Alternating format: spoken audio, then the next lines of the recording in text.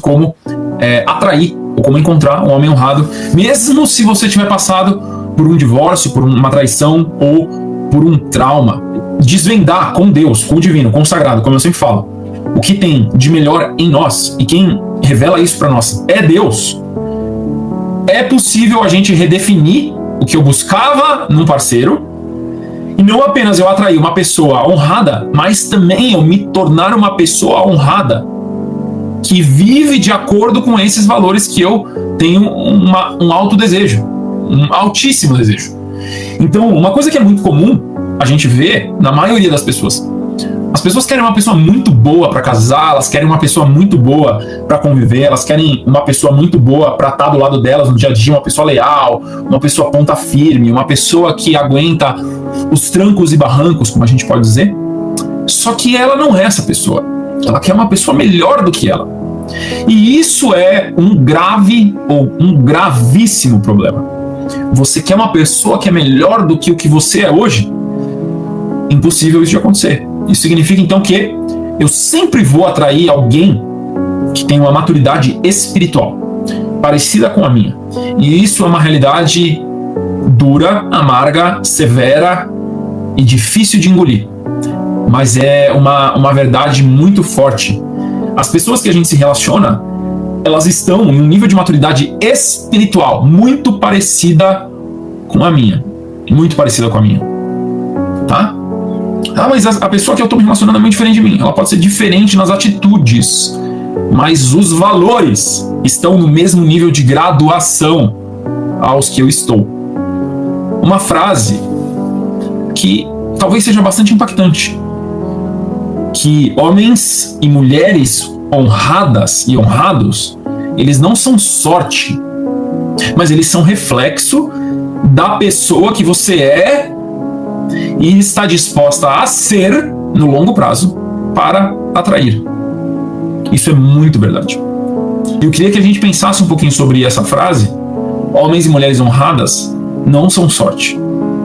Eles são reflexos da pessoa que eu estou disposto a ser para que eu possa atrair. E isso impacta diretamente na maneira como eu vivo. E é tudo aquilo que tem valor. A primeira etapa, se tem valor de verdade, a primeira etapa sempre é difícil. Eu tava conversando isso com alguns amigos hoje. Se é fácil no começo, vai ser difícil no final. Se é difícil no começo, vai ser mais fácil no final, porque eu vou desenvolver as virtudes. Aquele relacionamento que a gente desenvolve no começo e ele é difícil desde que não corrompam os princípios: verdade, respeito, diálogo, reciprocidade afetiva, sempre com base nos princípios relacionais. Se não corromper, primeiro o difícil, depois o fácil, tá? Que a grande maioria das pessoas, na verdade, a gente tem uma estatística até do Dr. David Hawkins, psiquiatra renomado, que eu traduzi já 5 livros dele aqui pro Brasil. Ele fala que 96% das pessoas, elas estão abaixo do nível do amor, tá? Quase 80% das pessoas, 77, 78% das pessoas estão abaixo do nível da integridade. São pessoas que vivem ainda com mentiras, baseadas em mentiras, tá? Mas a gente tem 96% das pessoas que ainda não alcançaram o amor. Isso significa que nesses 96% das pessoas existe um quadro de predominância B. 3 principais bloqueios. A gente tem o trauma, que está normalmente associada ao medo, e esse medo vem num processo de repetição de padrões, certo? Então, basicamente são experiências muito dolorosas que criam uma barreira emocional e distorce a nossa visão do presente e do futuro, por causa dessa lente dolorida que eu herdei do meu passado. Então, um pilar a ser resolvido é esse trauma e medo do padrão repetido, tá? Então eu tenho esse primeiro pilar a ser resolvido. Um segundo, que é uma falta de clareza, é como se fossem nuvens. Eu não consigo ver, eu não consigo compreender, eu não consigo distinguir, perceber com clareza qual é o melhor caminho para mim. Não sei, fico confuso. E aí, dentro de relacionamentos, o que a gente mais vê acontecendo é a pessoa falando assim: Lucas, eu encontrei o meu patriarca. Lucas, eu encontrei a minha matriarca. E aí passa 2, 3, 4 semanas, 8, 12, 16 semanas. E tudo aquilo que você achava que era, cai por água abaixo. Por quê? Porque você se deixou levar novamente por sentimento, por sentir. Não foi uma análise racional. Eu não me baseei na escolha de um homem honrado, não me baseei na escolha de uma mulher honrada por razão. Não foi razão, foi sentimento. E aí eu me senti muito bem, eu senti que essa pessoa me envolveu, esse pretendente me envolveu muito, eu me apaixonei por essa pessoa e eu meio que senti que ela era a pessoa certa para mim, ou decidi que ela era a pessoa certa para mim. E logo, algumas semanas depois, às vezes alguns dias depois, alguns meses depois, a pessoa percebe que caiu numa cilada de novo. E o engraçado é que muitas vezes eu falo com o lado de lá também. Eu falo com os dois. Eu falo tanto com o lado de cá, que foi talvez a pessoa abandonada, como eu falo com o lado de lá, que foi a pessoa que abandonou. E eu vejo com muita frequência os dois lados da moeda. E por incrível que pareça, a pessoa que abandonou, na maioria das vezes, ela não é uma pessoa mal intencionada. Não estou dizendo que não tenha pessoas más intencionadas. Tem pessoas más intencionadas, tem predadores. Assim como eu ensino em muitas aulas, tem que tomar muito cuidado com predadores, tanto homens quanto mulheres. São aquelas pessoas que têm um instinto narcisista fortíssimo, um processo psicoafetivo de escravização, de adquirir um escravo, basicamente, que é um pulso predatório, mas isso não é o padrão comum. A maioria das pessoas, elas são inocentes, elas são infanto-juvenis nas suas decisões afetivas, e elas simplesmente se levam por sentimentos. Eu me senti bem com ela, eu me senti bem com ele, e por isso que eu fiquei com ele, por isso que eu fiquei com ela, e a gente começou a sair, a gente começou a conversar, e não sei o que, e sei lá, depois parece que o negócio esfriou, né? E por que isso acontece? Porque não é embasado em racionalidade. Não é embasado em racionalidade. É embasado em sentimento. Embasado em sentimento. E isso é um problema muito grave, tanto para homens quanto para mulheres. Tá? E a gente vai ver isso quase que majoritariamente nas mulheres, e a gente vai ver isso em muitos homens que estão com a polaridade invertida, principalmente homens bonzinhos. O cara que é bonzinho, o cara que quer ser doce, o cara que quer ser gentil, ele vai tomar decisão baseada em sentimento, ele não vai tomar decisão baseada em razão. E a mulher, se ela não estiver muito enraizada na espiritualidade dela, ela vai tomar decisão baseada no sentimento também. E, mulheres, uma notícia para vocês, uma coisa que é importantíssima de vocês saberem. É da natureza de vocês tomar decisões baseadas em sentimento.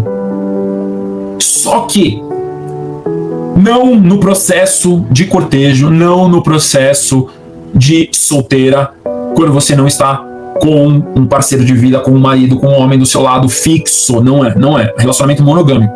Quando você está solteira, tomar decisão pelo seu sentimento, que é o seu instinto natural, vai tender a dar erro na grande maioria das vezes. Você tem que tomar uma decisão baseada na sua espiritualidade, na sua maturidade espiritual, que vai normalmente ser algo difícil de fazer, que gera um sacrifício e que gera um processo evolutivo de semeadura e gestacional. Se você seguir seu sentimento, vai parecer maravilhoso no começo. Só que você vai sentir um sentimento muito bom no começo e logo em seguida, no médio e longo prazo, você que fala, nossa, que besteira que eu fiz. Os homens, eles tendem, quando são solteiros, a tomar decisões no racional. Principalmente os homens que estão no masculino, né? Os homens que estão na energia masculina, eles vão tender a ser solteiros. Então, na visão da grande maioria das mulheres, homens solteiros vão parecer que são homens, vão ser pessoas frias. Isso é da natureza do homem e da mulher, tá? Mulheres na sua feminilidade, homens na sua masculinidade. Quando solteiros, homens vão passar uma impressão de serem frios e calculistas. Isso não significa que os homens não precisem suavizar, harmonizar, sentir mais a sua decisão. Precisa. Mesmo porque o processo de se comprometer com uma mulher, quando ele entendeu que essa mulher tem um grande valor, é uma mulher diferenciada, é uma decisão do sentir. É a razão dizendo para o homem, eu te dou permissão para sentir. Eu acho que eu nunca vi ninguém explicando isso que eu estou explicando agora. Eu nunca vi ninguém explicar como os homens pensam, principalmente quando eles estão solteiros. Eu nunca vi isso. Mas basicamente é o homem, com a sua racionalidade, com o seu instinto de caça, com a sua compartimentalização, com a sua busca por admiração, ele vai suspender os sentimentos até que ele encontre uma mulher que consiga ver o potencial do que ele pode ser. Quando ele encontra uma mulher que consegue ver o potencial do que ele pode ser, detalhe, não adianta só a mulher ver isso, ele tem que ter a sensibilidade de entender que ela vê. Isso pode dar um casal de longuíssimo prazo, um casal para sempre, de patriarca e matriarca, tá? Mas não é só ela ver o potencial dele. Porque uma coisa que eu acho que é muito importante de ser dita, é muito comum a gente ver as mulheres quererem um homem pronto.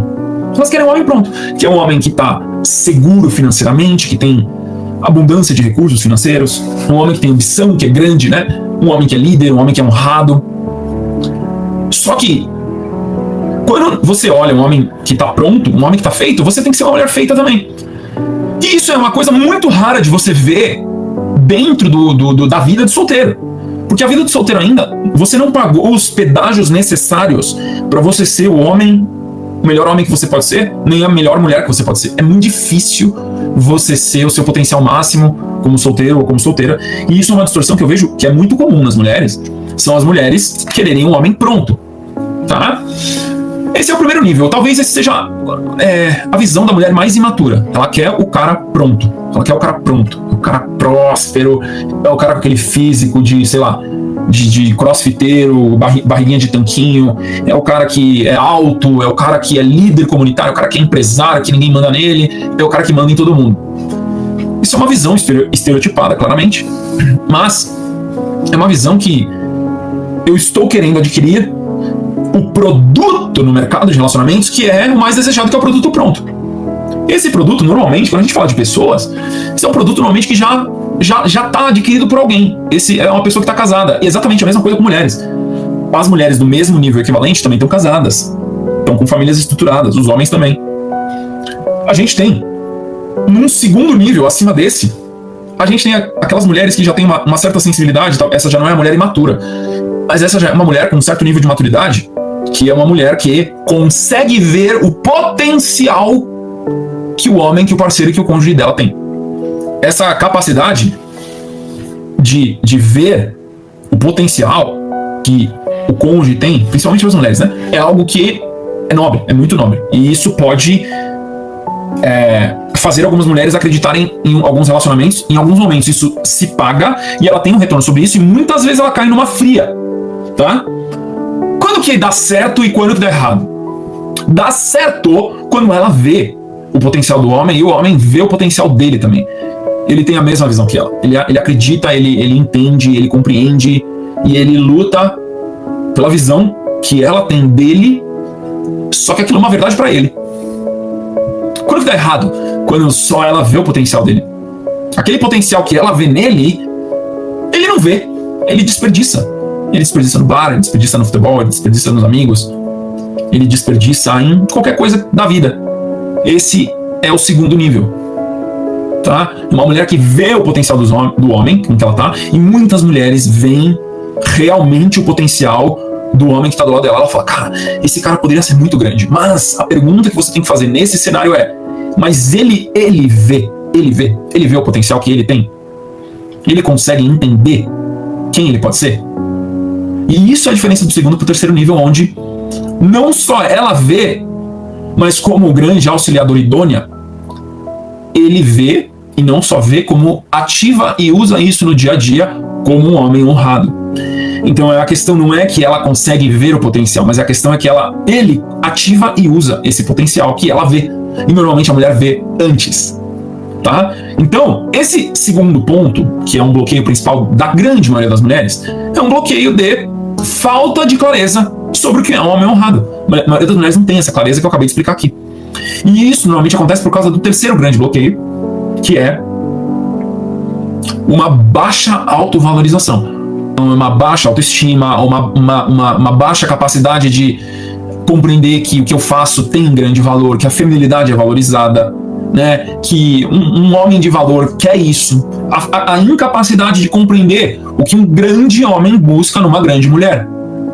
E talvez isso tenha uma corresponsabilidade de certas ideologias ou certas propagandas na sociedade que pararam de valorizar o que é uma grande mulher.